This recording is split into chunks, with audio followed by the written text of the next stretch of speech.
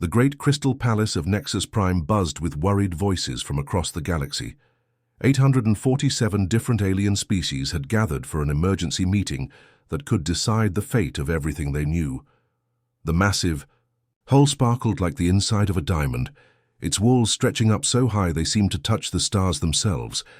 At the center of it all stood Admiral Kethvar, a towering alien with 4 powerful arms and skin that looked like polished metal. His species, the Zephyrians, were known throughout the galaxy as master strategists. Today, his usually calm face showed deep concern as he pointed his 4 hands toward a giant floating display that made everyone's blood run cold. The display showed a map of their galaxy, but it wasn't the peaceful blue and green they were used to seeing. Instead, angry red spots marked locations where something terrible was breaking through from another dimension. These weren't just small problems either. Whole star systems were under threat from creatures that shouldn't exist. "Friends, the situation is getting worse by the day," Admiral Kethvar said, his voice carrying across the hall through advanced translation technology that turned his natural clicks and whistles into words every species could understand. "These void creatures are breaking through our defenses faster than we can repair them. We need every single warship, every fleet, every fighting force we can gather." High up in the observers section, Commander Li Hyun sat perfectly still in his crisp military uniform. He was the only human in a sea of alien faces, shapes and forms that would have seemed impossible just 50 years ago. Some delegates looked like walking trees made of crystal, others were floating clouds of gas that somehow managed to wear clothing, and a few were so strange that looking at them too long made his eyes water. Li Hyun watched with growing frustration as one species after another stood up to offer their help. The Mindari, who could read each other's thoughts across vast distances, promised their entire fleet of mind-linked warships. The Hive Collective, where billions of individuals shared one massive brain, offered their perfectly coordinated armadas that moved like schools of fish in space. Each offer of help made Li Hyun's heart sink a little more. Earth had ships too. Earth had brave soldiers ready to fight. Earth had been part of this galactic community for decades now, trading technology and knowledge with civilizations that spanned hundreds of worlds. But somehow, when it came to the most important fight in galactic history, humans were left sitting on the sidelines. Then came the moment Li Hyun had been dreading. From somewhere in the crowd of delegates, a voice called out the question that cut through his pride like a knife. "What about the humans? Surely they will contribute their forces as well." The entire hall fell silent. 847 species representing trillions of beings across the galaxy all turned to look up at the lone human sitting in the observer's gallery. Li Hyun felt his face burn with embarrassment as thousands of alien eyes focused on him. Admiral Kethvar's 4 primary eyes locked onto Li Hyun's face. For a moment, the alien commander seemed almost apologetic. Then his expression hardened into official diplomatic language. "The Human Federation will continue in their current role as observers and support personnel," he announced in a voice that carried clearly through the silent hall. "Unfortunately, human neural architecture lacks the coordination systems necessary for effective modern space warfare. Their individual-focused thinking patterns are simply incompatible with the level of fleet coordination required for operations of this scale." The words hit Li Hyun like a physical blow. Around him, he could see alien delegates nodding in what looked like agreement, but something felt wrong about their reactions. Instead of the casual dismissal he expected, he noticed nervous glances being exchanged between the more senior representatives. Some were whispering to each other in languages so alien that even the advanced translation systems couldn't make sense of them. Li Hyun had read the official reports, of course. According to galactic military doctrine, successful space warfare required perfect coordination between ships, with crews that could think and react as one unified mind. Humans, with their stubborn individualism and chaotic decision-making processes, were considered a liability in such operations. Every military academy in the galaxy taught that disorder was the enemy of victory. But as Li Hyun watched the subtle fear in some of the aliens' expressions, a different picture began to form in his mind. This wasn't just about military efficiency. There was something else going on, something that the official reports weren't telling him. The voting began, and one by one each species committed their forces to the fight against the void incursions. Li Hyun sat in silence as the galaxy mobilized, for war without humanity. His hands gripped the armrests of his chair so tightly that his knuckles turned white, but he kept his expression carefully neutral. A commander didn't show weakness, especially not when representing his entire species. As the meeting continued, Li Hyun quietly activated his personal recording device. Earth Command needed to know about this meeting, but more importantly, they needed to understand why nearly 900 alien species seemed afraid of letting humans join their war. Because the more he thought about it, the more convinced he became that humanity's exclusion had nothing to do with their supposed weaknesses, and everything to do with something the galactic community was trying very hard to hide. Dr. Park Ji-woo leaned back in her chair and rubbed her burning eyes with the palms of her hands. The small research lab aboard the human vessel Harmony was cluttered with empty coffee cups and data tablets scattered across every available surface. For the past 3 weeks she had barely slept, spending every waking hour diving deep into classified military records from across the galaxy. The data she was looking at should have been impossible for any human to access. These were top secret. Battle reports, tactical analyses and casualty statistics from over 100 years of galactic warfare. But Dr. Park had her ways of getting information, and what she was discovering was making her question everything she thought she knew about humanity's place in the galaxy. She stretched her aching back and took another sip of cold coffee, her eyes returning to the holographic displays floating in front of her workstation. Each glowing chart represented a different alien species and their performance in recent battles against various threats throughout the galaxy. The patterns she was seeing were so clear that she couldn't believe no one had noticed them before. Every single successful military species in the galaxy shared one incredible ability that humans completely lacked. The ethereal race could share memories directly between individuals, creating vast pools of shared knowledge that made them nearly impossible to surprise in battle. The terrifying Hive Queens controlled billions of soldiers through direct neural connections, allowing them to coordinate attacks across entire star systems with perfect timing. Even species that seemed more individualistic, like the wandering stellar nomads, had developed quantum communication networks that let them share thoughts and plans instantly across impossible distances. It was like having a conversation with someone standing right next to you, even if they were on the other side of the galaxy. The door to the lab slid open with a soft hiss, and Commander Li Hyun stepped inside, still wearing his formal uniform from the council meeting. His face looked tired and frustrated, the kind of expression that comes from being politely insulted by hundreds of alien diplomats for several hours.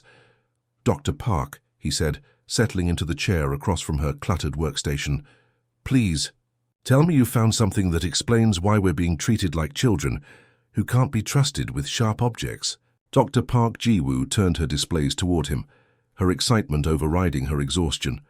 "Commander, I think I've figured out exactly why they won't let us fight, and it's not what they're telling us." She gestured toward the floating charts and graphs that filled the space between them. "Look at this data. Every species that's considered militarily successful has some form of group consciousness. They can think together, plan together, and fight together as if they were one massive brain controlling thousands of bodies." Li Hyun leaned forward, studying the alien neural architecture diagrams that looked like incredibly complex electrical circuits. Each species' brain patterns showed intricate connections and shared pathways that allowed for instant communication and coordination. "We're the only species in the entire galactic community whose brains work completely independently," Dr. Park continued, pulling up a human brain scan that looked almost primitive compared to the alien examples. "No telepathic links, no shared memory pools, no hive mind connections. When we make decisions, we make them alone." Commander Li Hyun's expression grew darker as he processed what she was showing him. "The Council told us our individualism made us bad at coordination. They said we couldn't work together effectively enough for modern warfare."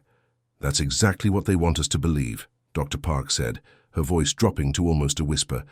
"But Commander, look at these casualty reports.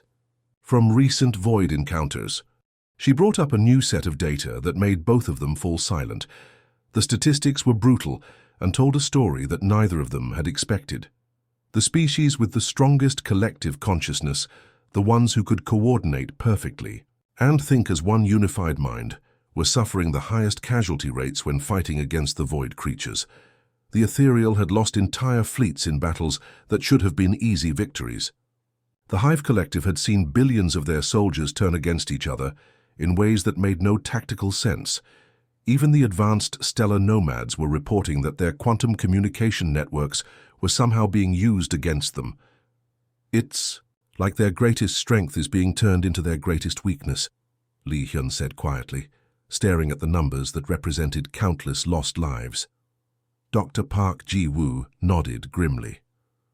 What if our independence isn't a weakness at all? What if it's something that scares them? What if the reason they won't let us fight isn't because we can't coordinate well enough, but because we might coordinate too differently? The two humans sat in silence for a moment, both understanding the implications of what they were looking at. Every species in the galaxy had evolved some form of collective thinking as their path to military success. But what if that evolution had also created a vulnerability that the void creatures knew how to exploit? Commander Li Hyun stood up slowly, his mind already racing with possibilities. We need to test this theory, Doctor, and we need to do it before those void creatures figure out how to exploit every other species' weaknesses. The data floating between them painted a picture that neither the Galactic Defense Council nor Earth Command had fully understood. Humanity might not be the liability everyone thought they were. They might be the galaxy's last hope. The piercing wail of emergency sirens cut through the normally peaceful atmosphere of Nexus Prime's massive defense platform. Lieutenant Kim Min-ho was enjoying a quiet cup of coffee in the communications center when the alarm started screaming, turning his peaceful afternoon into what looked like the beginning of a nightmare. Red warning lights bathed everything in, an ominous glow as automated voices began announcing the threat level in dozens of different alien languages. Kim Min-ho quickly moved to his station, his fingers dancing across the control panels as he tried to understand what was happening. The massive display screens around the communications bay flickered to life, showing tactical information that made his blood run cold. A Class 3 void entity had just materialized less than 1,000,000 kilometers from the station. These weren't the small scout creatures that occasionally probed the galaxy's outer defenses. This was a full-sized nightmare from another dimension, the kind of monster that could tear apart entire fleets if it wasn't handled properly. Captain Velthar, the station's Mindari commander, glided into the communications center with the fluid grace that his species was known for. His large silver eyes reflected the tactical displays as he took in the situation with the calm efficiency of someone who had faced these threats before. "Observe, Lieutenant Kim," he said in his melodious voice, gesturing toward the main display with one of his elongated fingers. "Watch how a proper military response should work."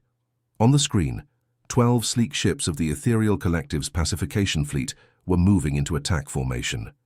Kim Min-ho had to admit it was genuinely beautiful to watch. The vessels moved with perfect synchronization, like dancers performing a choreographed routine that had been practiced for centuries. Every turn, every acceleration, every weapon-charging sequence happened in perfect harmony. "See how they move as one consciousness," Captain Velthar continued, his voice carrying a note of pride and admiration. "Their crew's minds are linked across the vast emptiness of space, sharing thoughts and intentions in real time. This is the pinnacle of military evolution, Lieutenant.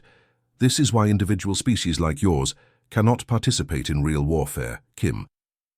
Min-ho bit his tongue, swallowing the dozen angry responses that came to mind.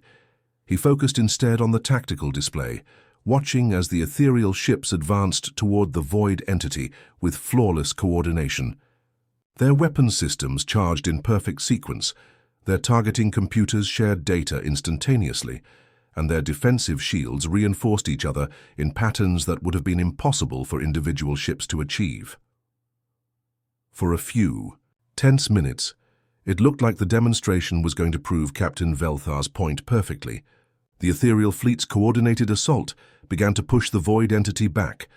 their combined firepower creating brilliant explosions of energy that lit up the darkness of space. The creature's reality-bending form seemed to waver under the sustained attack. Then everything went horribly wrong in the span of just a few seconds. The perfectly synchronized ethereal fleet suddenly began turning their weapons on each other. Ships that had been working together moments before started firing with the same deadly precision they had shown against the enemy. Kim Min-ho watched in horror as the beautiful coordination became a nightmare of self-destruction. "What's happening?" he shouted over the alarms, but Captain Velthar was staring at the display in shocked silence. The void entity pulsed with dark energy, and Kim Min-ho realized with growing terror that it had somehow taken control of the ethereal collective's shared consciousness. Their greatest strength had become their greatest weakness in an instant. The very mental links that made them so effective in normal combat were now being used against them. Emergency evacuation protocols. Captain Velthar finally managed to shriek as the void entity began moving toward the defense station. "All personnel to escape pods immediately!" Chaos erupted throughout the station as thousands of beings from dozens of different species began rushing toward evacuation points. Kim Min-ho found himself leading a small group of human technicians through the station's corridors, trying to reach the nearest escape pod bay before the approaching nightmare could reach them. But as they turned a corner near the engineering section, they encountered something that shouldn't have been possible. 3 smaller void creatures, spawn of the larger entity, had somehow materialized inside the station's hull. They stood blocking the corridor like living nightmares, their forms bending reality around them in ways that hurt to look at directly. Kim Min-ho felt something trying to push into his mind, a presence that seemed to be searching for neural pathways and connection points. But instead of the organized thought patterns it was probably expecting, it found something completely different. His mind was a chaos of individual fears, hopes, random memories, and personal dreams that followed no logical pattern. The presence recoiled, confused by what it had found. "Split up!" Kim Min-ho shouted without thinking, his survival instincts taking over. "Everyone go different directions, random paths." The other humans didn't hesitate or ask questions. They scattered through the corridors like startled animals, each person following their own individual survival instincts. Some went left, others went right, a few headed back the way they came, and one brave technician crawled into a maintenance shaft. The void spawn froze, their forms flickering with uncertainty. They had been programmed to counter coordinated responses, to predict and exploit organized military tactics. But faced with pure human chaos, they couldn't determine the best course of action.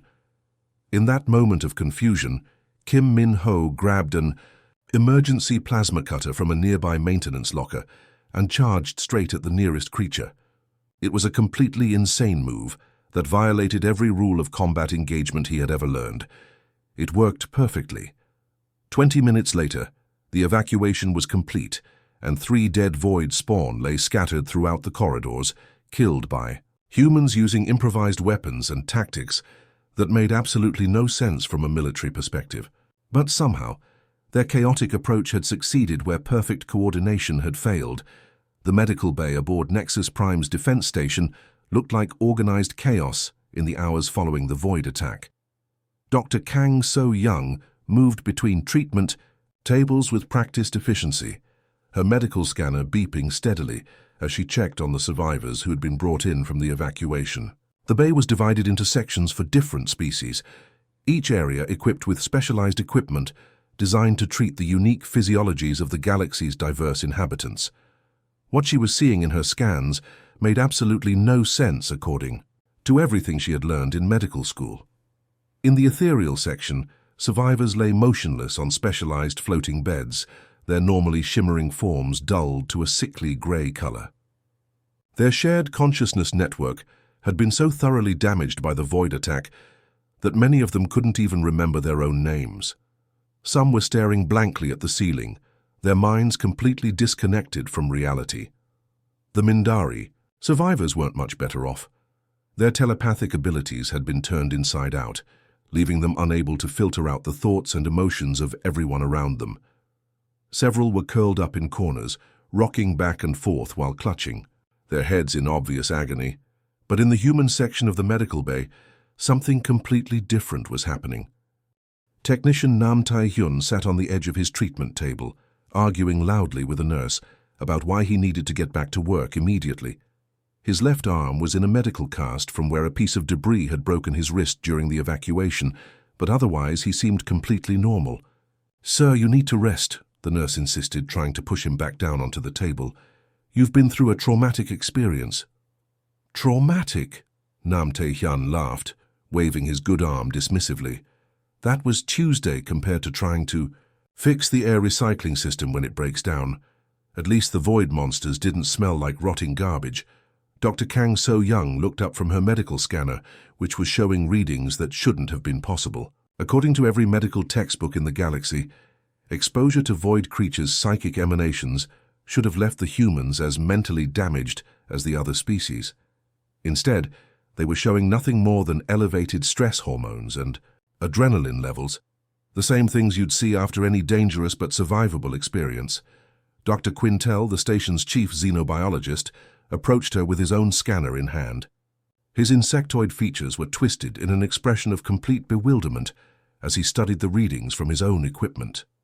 "This is remarkable," he whispered, his compound eyes reflecting the lights of the medical bay in hundreds of tiny points. "According to our research, the void creatures' psychic emanations should have rendered these humans completely catatonic. Their minds should be shattered. How are they not only functional, but actually acting completely normal?"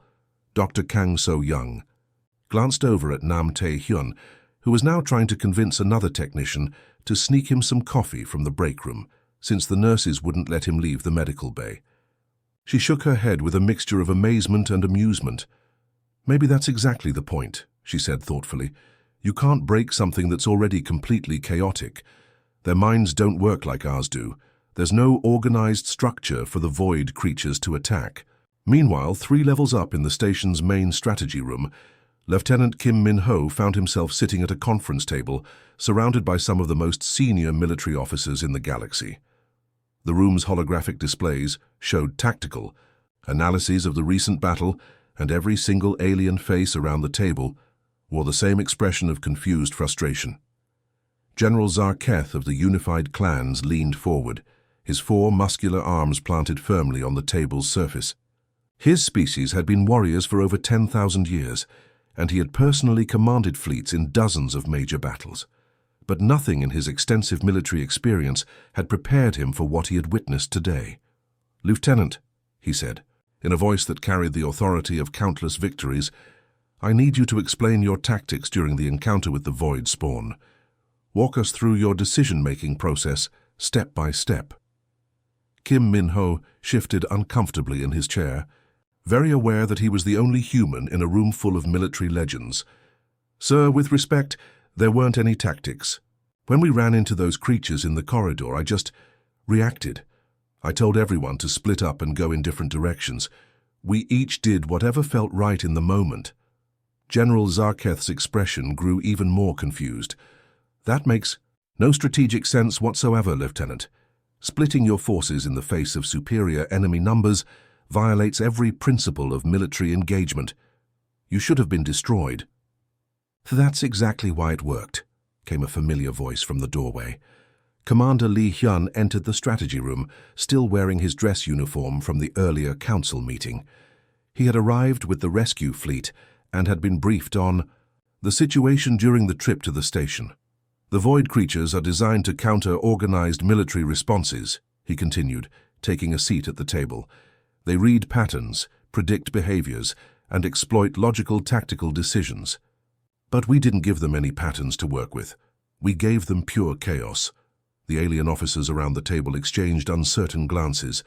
In their collective military experience, chaos was the enemy of victory.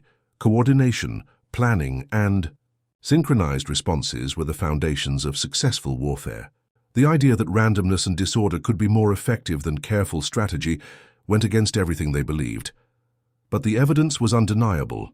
3 untrained humans with improvised weapons had succeeded where elite coordinated fleets had failed catastrophically. Elder Quill of the ancient archive stepped forward from where she had been observing silently in the corner. Her crystalline form shimmered with what looked like nervous energy, and her usually calm demeanor showed signs of deep agitation. "Commander Lee," she said, her translated voice carrying an unusual urgency, "we must speak privately. There are things about the void that the Council has not shared with your species, things that your actions today have forced us to reconsider." Deep beneath the gleaming spires of Nexus Prime lay chambers that few beings in the galaxy had ever seen. The archive was more than just a library. It was a living repository of knowledge that stretched back through millions of years of galactic history. Commander Lee Hyun followed Elder Quill through corridors lined with crystalline walls that hummed with stored memories, each surface containing more information than entire civilizations had accumulated in their lifetimes. The air itself seemed thick with age and secrets as they descended deeper into the heart of the archive. Emergency lighting cast eerie shadows on the walls, and Lee Hyun could feel the weight of countless eons pressing down on him.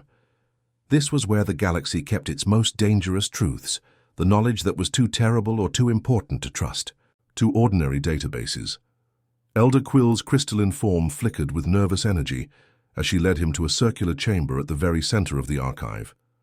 The walls here were different, older, darker, and covered with symbols that seemed to shift and move when he wasn't looking directly at them. She gestured to a series of memory crystals embedded in the floor, each one pulsing with a faint inner light. "What you witnessed today forces me to share knowledge that the Council has kept hidden for generations," she said, her translated voice carrying the weight of untold centuries. "Sit, Commander. What I'm about to show you will change how you understand everything." Lee Hyun settled into the chair that materialized from the floor, watching as Elder Quill's form began to glow brighter. She touched the memory crystals with tendrils of light, and suddenly the chamber filled with holographic images that made his breath catch in his throat. "The Void is not merely another hostile species that we're fighting," Elder Quill began, her voice heavy with the burden of ancient knowledge. "They are something far more terrible than you can imagine. They exist partially outside our normal dimensional framework, creatures that live between the spaces of reality itself." The holographic display showed images of creatures that hurt to look at directly, beings of pure darkness that seemed to bend space and time around themselves. But what was truly horrifying was what they were doing to their victims. Lee Hyun watched in fascination and disgust as the void creatures seemed to drain something essential from their prey, leaving behind empty shells that had once been living beings. "They feed on organized consciousness itself," Elder Quill continued, manipulating the display to show detailed scans of the process. "The more organized and coordinated a mind is, the easier it becomes for them to consume and control. They turn the victim's own mental structure against them, using their thoughts as weapons." The hologram shifted to show scenes from what looked like the earliest days of galactic civilization. Lee Hyun watched in horror as billions of beings, creatures that moved with perfect coordination and shared thoughts across vast distances, suddenly turned on each other with devastating efficiency. "This is how the first galactic civilization fell," Elder Quill said quietly.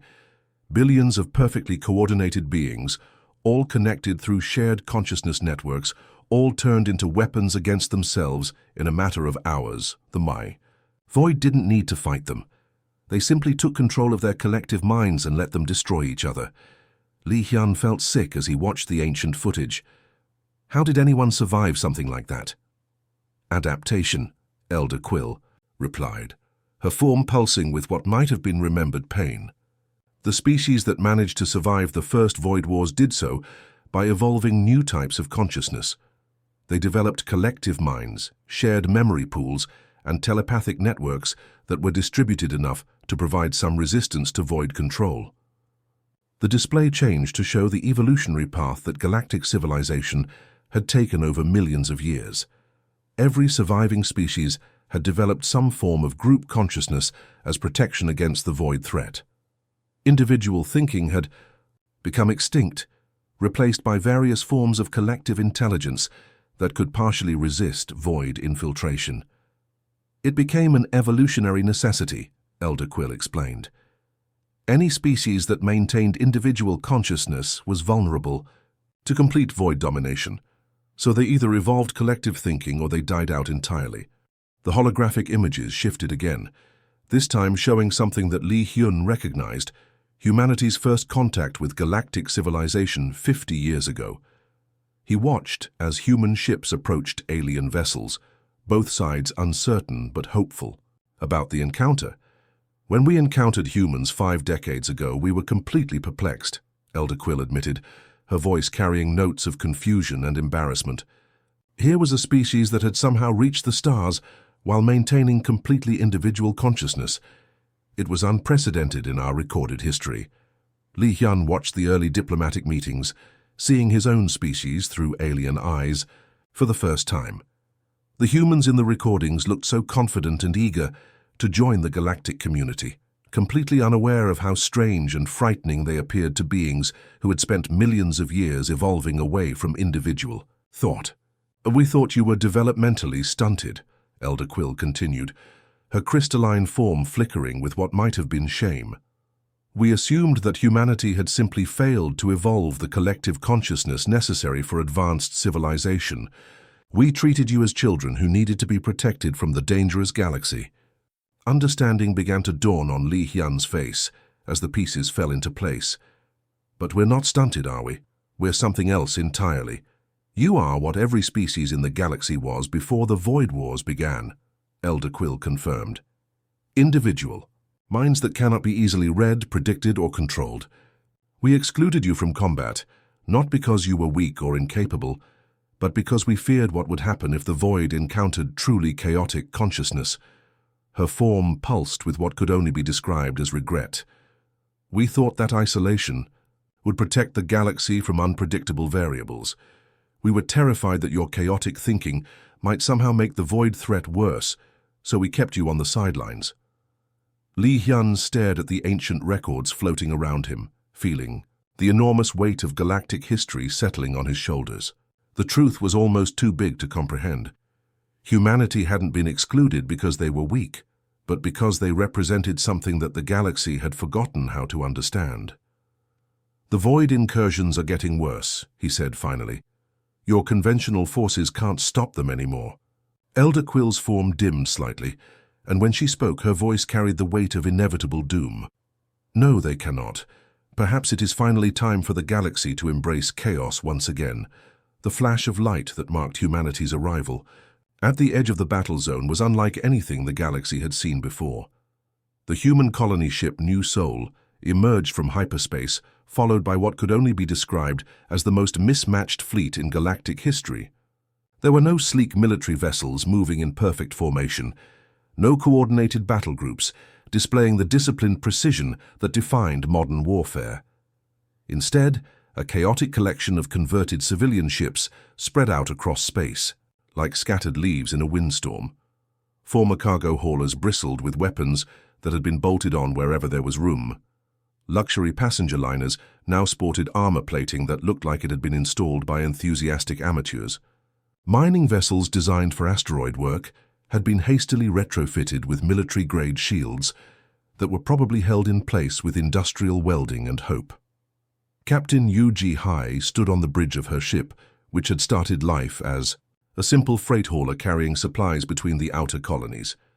Now it looked like a patchwork nightmare of mismatched components, but she couldn't have been prouder of what her crew had accomplished in just 2 weeks of frantic preparation. The bridge itself was a testament to human ingenuity and complete disregard for proper military protocol. Half the control stations were jury-rigged civilian equipment that had been modified to handle military functions. The other half were proper military systems that had been installed wherever they would fit, creating a control layout that would have given any trained officer nightmares. Her crew was just as mismatched as the ship. Former colonists sat next to asteroid miners. Merchant spacers worked alongside retired military personnel, and everyone seemed to be making up their procedures as they went along. It should have been a disaster, but somehow it felt exactly right. Task: Force Chaos. This is Admiral Park Min-jun aboard the Independence, came the transmission over their communications system. The voice belonged to a man who had spent most of his career commanding luxury cruise ships between Earth and the outer colonies. Now he was leading humanity's first real military engagement in galactic history from the bridge of a converted passenger liner that still had its original decorative carpeting. "Remember the briefing, everyone," Admiral Park continued, his voice carrying across dozens of mismatched ships. "No formation flying, no coordinated attacks, no synchronized maneuvers. Trust your instincts, improvise constantly, and do whatever." "Feels right in the moment." Captain Yuji Hai grinned as she looked around at her crew. Her navigator was a former asteroid miner who knew more about three-dimensional movement than any academy graduate. Her weapons officer had learned his trade working security for merchant convoys. Her communications specialist had spent years jury-rigging equipment that was never designed to work together. "You heard the Admiral," she announced to her bridge crew, her voice carrying the excitement of someone about to attempt something completely insane. "Let's show these void creatures what human unpredictability looks like." The tactical display showed the approaching threat in all its terrifying glory.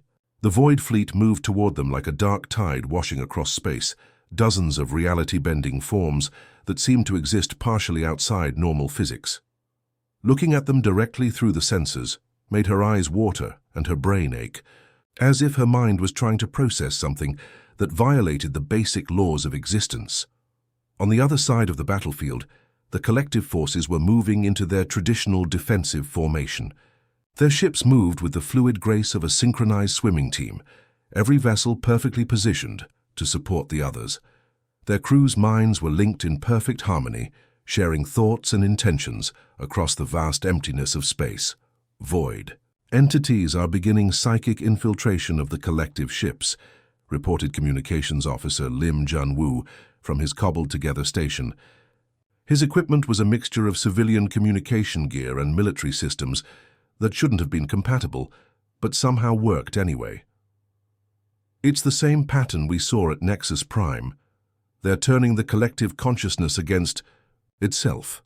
Captain Yuji Hai watched as the perfectly coordinated collective fleet began to show signs of the same horrifying malfunction they had witnessed before. Ships that had been working together moments earlier started turning their weapons on each other, their unified consciousness becoming a weapon that the void creatures wielded against them. "Then let's make sure we don't give them any pattern to follow," she declared, her finger hovering over the general communications button. "All ships, this is Captain Yu. Engage at will. No coordination, no predetermined plans, no synchronized attacks. Just do whatever feels right to you in the moment." The response was immediate and chaotic. The human vessels scattered across the battlefield like startled fish, each captain following their own interpretation of the mission and their own survival instincts. The converted mining ship Busan Dream dove straight toward the largest void entity, its captain apparently deciding that the best defense was an aggressive offense. Its industrial drilling lasers, designed for carving up asteroids, began tearing impossible wounds in creatures that existed partially outside reality. Meanwhile, the luxury yacht Golden Dragon danced between enemy formations, with moves that would have been impossible for any military vessel. Its civilian pilot was using evasion techniques learned from racing through asteroid fields and navigating the dangerous shipping lanes around Mars, treating the deadly battle like an extreme sport. The void creatures, which had spent millions of years learning to read and counter coordinated military tactics, found themselves facing something they had never encountered before. Each human ship behaved completely differently, their crews' minds creating a storm of individual reactions, personal fears, unique inspirations, and improvised solutions that followed no logical pattern whatsoever. Within an hour, something unprecedented happened. The Void Fleet, which had never retreated from any battle in recorded galactic history, began pulling back. They left behind the wreckage of entities that had been destroyed by opponents they simply couldn't understand or predict. Captain Yu Ji-hee watched the impossible retreat on her tactical display, then opened a communication channel to the stunned collective forces who were still trying to understand what they had just witnessed. "This is Task Force Chaos," she announced with undisguised satisfaction. "Sector is officially clear. Turns out sometimes the best strategy is having no strategy at all." The war room at the heart of the Galactic Defense Council had never seen anything like the crisis unfolding across its massive tactical displays. What had started as isolated void incursions had exploded into a full-scale invasion that was tearing through the galaxy's most advanced defenses like they were made of paper. Red warning markers covered 17 different sectors, each one representing billions of lives hanging in the balance. Admiral Kethvar stood at the center of the chaos, his 4 powerful arms moving across multiple control interfaces simultaneously, as he tried to coordinate a defense that was falling apart in real time. His normally composed demeanor had cracked under the pressure of watching fleet after fleet disappear from his displays, their crews either destroyed or turned against their own allies by the Void's terrifying influence. The latest casualty report made his stomach turn.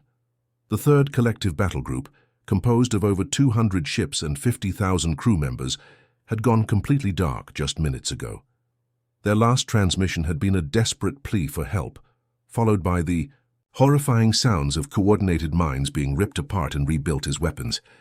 "Status report on Sector 9, he called out to his staff, though he already knew the answer would be bad news. "Complete communications blackout, sir," came the reply from a trembling Mindari technician. The ethereal defense fleet was overwhelmed. 12 minutes ago. "We're tracking massive reality distortions throughout the entire sector." Admiral Kethvar closed his eyes for a moment, feeling the weight of an entire galaxy's survival pressing down on his shoulders. Everything they had built over millions of years of civilization was crumbling, and their most advanced military strategies were proving worse than useless against an enemy that turned their greatest strengths into fatal weaknesses. He opened his eyes and looked around the emergency assembly that had gathered in the war room. Representatives from hundreds of species watched him with expressions that ranged from desperate hope to barely contained panic. These were beings who had never known defeat, civilizations that had conquered space and time itself, now reduced to helpless observers as their perfect military machine was systematically destroyed. The words that came out of his mouth next were the most difficult he had ever spoken in his long military career. "We need immediate human military support," he announced to the assembled delegates, each word feeling like a personal admission of failure. "Our conventional forces cannot counter the Void's adaptation to coordinated consciousness.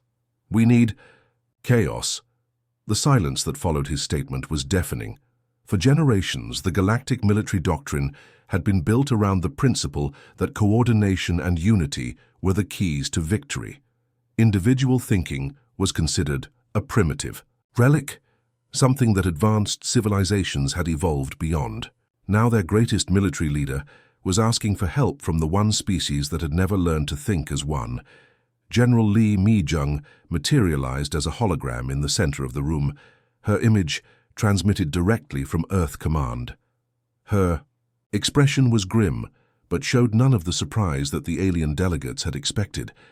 If anything, she looked like someone who had been waiting for this moment for a very long time. "For we've been preparing for this request, Admiral," she said in a calm, steady voice that carried across the war room. "The human armada has been mobilizing for weeks. They're already en route to your position." Envoy Thralnex, his gaseous form, rippling with nervous energy, spoke up from his position near the tactical displays.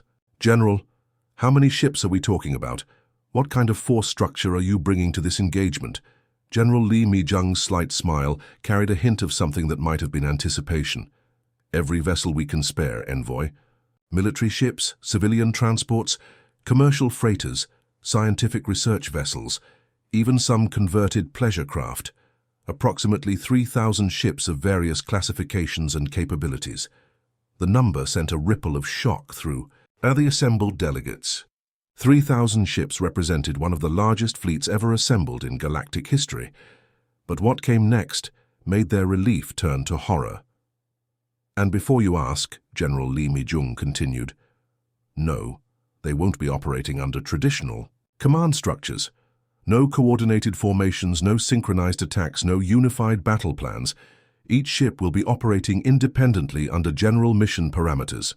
The alien delegates exchanged glances that mixed worry with complete bewilderment.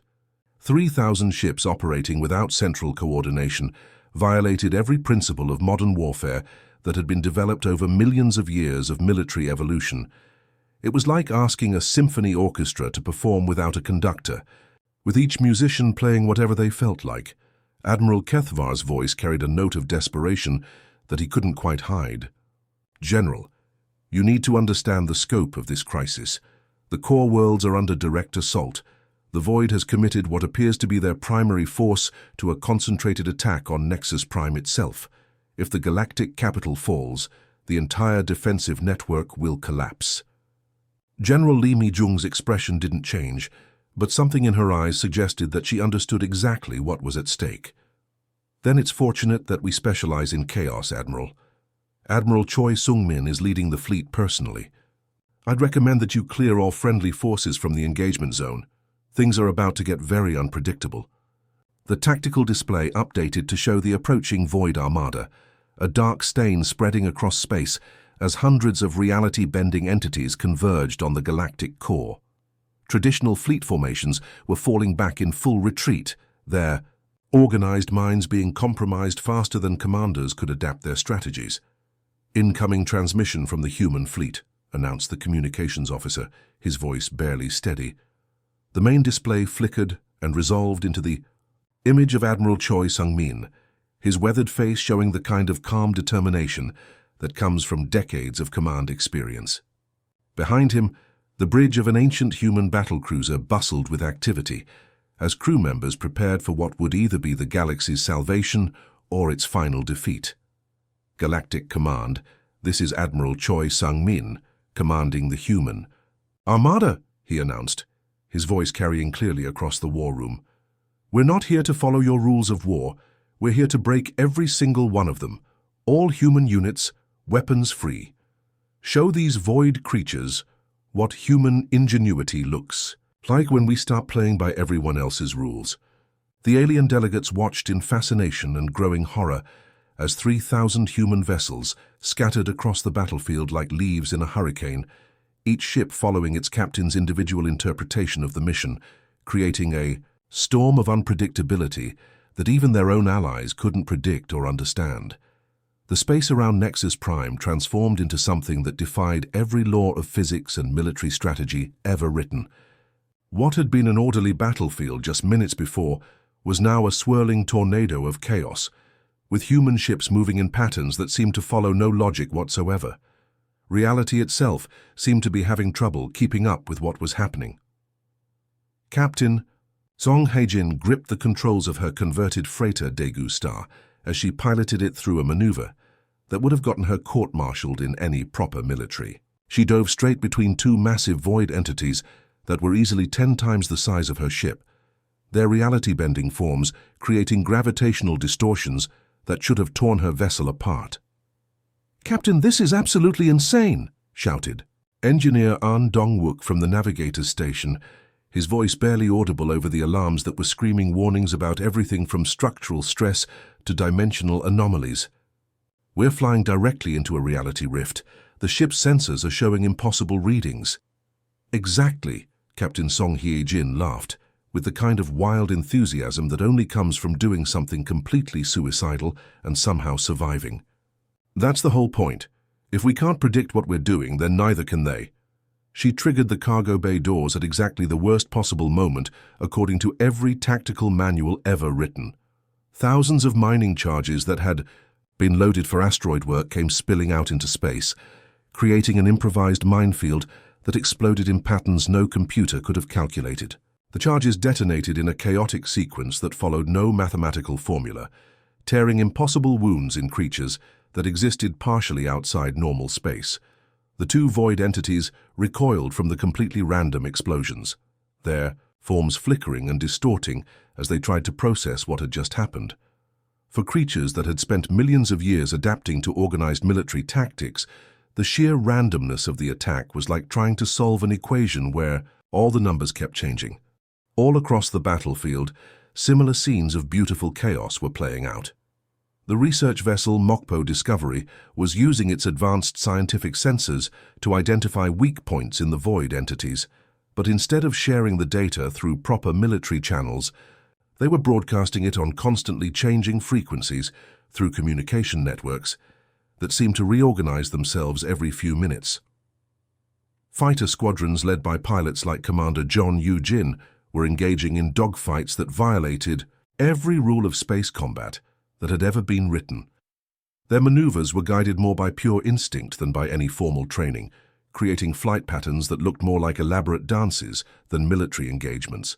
Some pilots were performing barrel rolls through reality distortions just because it felt like the right thing to do in the moment. Dr. Park Ji-woo watched the unfolding battle from her analysis station aboard the flagship Independence, her instruments, showing readings that should have been impossible. The void entities, which had demonstrated an almost supernatural ability to adapt to any organized resistance, were showing signs of something she had never seen before: complete confusion. "Admiral, you need to see this," she called out to Admiral Choi Sung-min, her voice carrying excitement and disbelief in equal measure. "The void entities are showing unprecedented confusion patterns. Their usual adaptation algorithms are completely failing. They literally cannot predict or counter individual human responses because there's no pattern for them to analyze." "Admiral." Choi Sung-min stood on the bridge of his ancient battlecruiser, watching the tactical display with an expression of grim satisfaction. Each human ship was operating as a completely independent unit, creating a storm of unpredictable movements and attacks that the void entities simply couldn't process. Where perfectly organized fleets had fallen to psychic infiltration within minutes, the chaotic human forces proved completely immune to mental control. "All ships, this is Admiral Choi," he broadcast on every communication frequency the fleet was using. "Press the attack with everything you've got. Don't try to coordinate with anyone else. Don't follow predetermined patterns. Don't worry about what the textbooks say. Trust your instincts and make it up as you go along." The response to his orders was 3,000 completely different interpretations of what he had just said. Some ship captains decided to form temporary partnerships with nearby vessels, only to dissolve those alliances minutes later when they got bored or distracted by new opportunities. Others engaged in lone wolf attacks that defied every principle of military logic, charging directly at enemies that were hundreds of times larger than their ships. A few particularly creative captains decided that the best strategy was to ram void entities directly, ordering their crews to abandon ship in escape pods at the last possible second before impact. The resulting explosions created reality distortions that seemed to cause the void creatures actual pain, something that conventional weapons had never been able to achieve. The Void Armada, which had conquered countless civilizations over millions of years by turning their organizational strengths against them, found itself facing something it had never encountered in its entire existence: true, chaotic unpredictability. These weren't organized tactics that could be analyzed and countered. This was pure human creativity, unleashed without any constraints or coordination. Reality itself seemed to recoil from the collision between the ordered darkness of the void and the beautiful impossibility of human chaos. Space around the battle zone flickered and warped as two completely incompatible forces of nature met in direct conflict. Admiral, Communications Officer Lim Jun-woo's voice was broadcasting simultaneously from every human ship in the fleet. His excitement barely contained. "They're pulling back. The Void Fleet is retreating from all sectors. This is unprecedented. They're actually running away." For the first time in recorded galactic history, the Void had been not just stopped or contained, but completely driven away in defeat. The nightmare that had haunted civilizations for millions of years was retreating from an enemy it simply couldn't understand.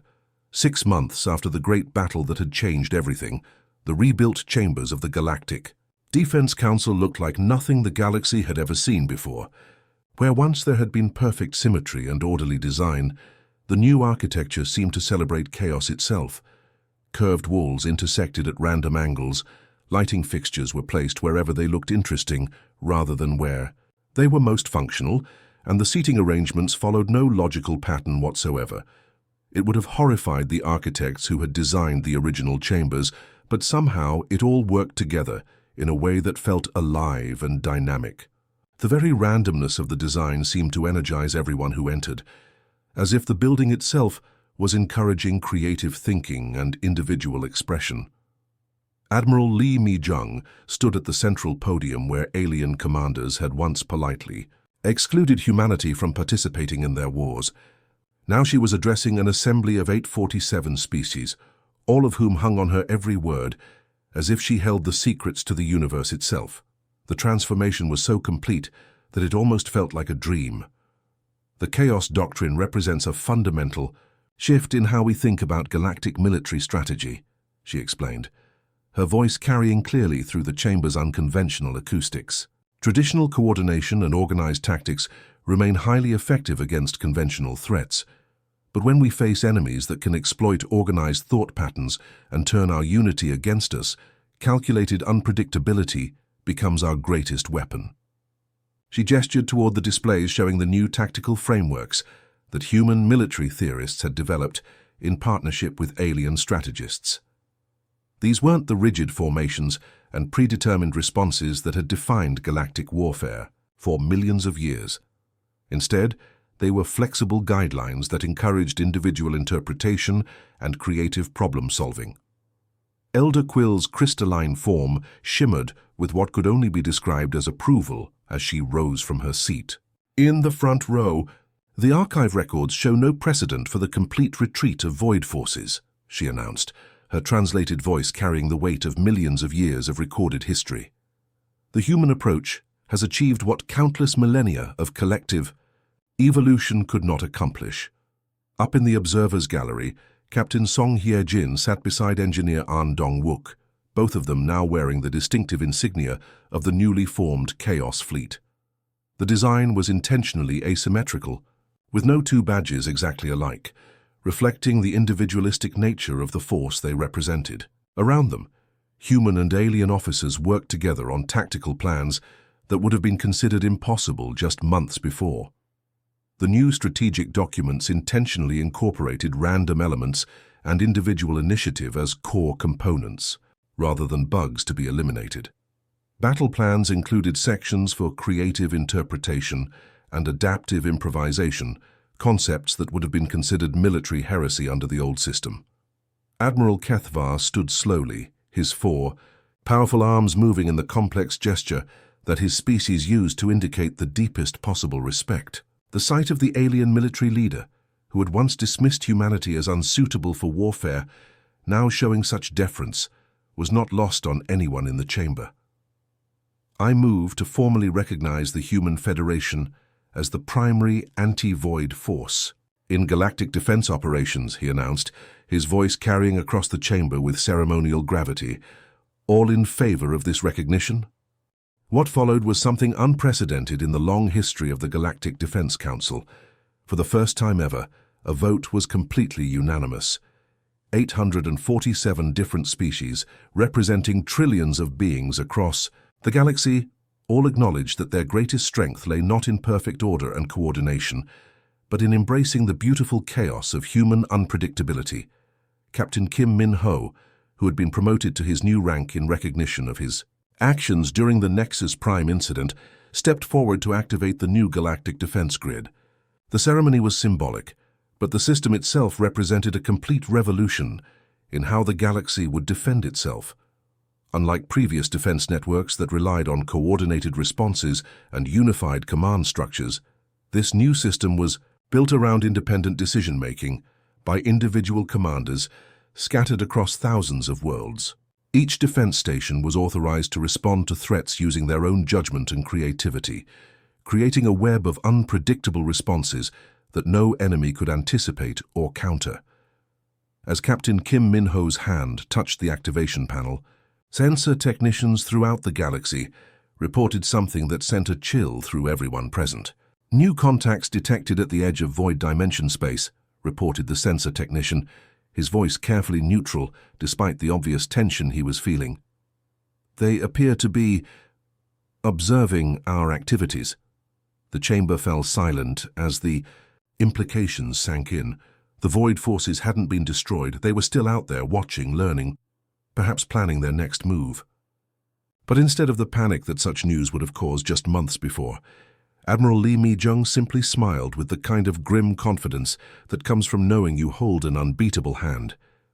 "Let them watch," she said, her voice carrying clearly through the silent chamber. "Let them study us all they want. Let them learn that this galaxy is now defended by something they can never understand, predict or control, the glorious chaos of human nature unleashed and embraced by an entire galactic civilization." The chamber erupted in cheers from hundreds of different species, their voices joining together in languages that had never before celebrated disorder and unpredictability. The sound was chaotic and uncoordinated, with no rhythm or pattern, and it was absolutely beautiful. High above Nexus Prime, the human-led Chaos Fleet patrolled the space lanes in formations that changed every few minutes. There was no predetermined pattern to their movements, no schedule that an enemy could study and exploit. Their very unpredictability had become a shield that protected not just the galactic capital, but the entire civilization that now embraced chaos as a fundamental principle. The galaxy had learned one of the most important lessons in its long history. Sometimes the greatest strength doesn't come from thinking as one unified mind, but from the infinite possibilities that emerge when every individual mind is free to choose its own path and contribute its own unique perspective to the greater whole. In chaos, they had learned to trust, and in that trust, they had found not just victory, but a new way of understanding what it meant to be truly alive in a universe full of infinite possibilities. The age of perfect order was over. The age of beautiful chaos had begun,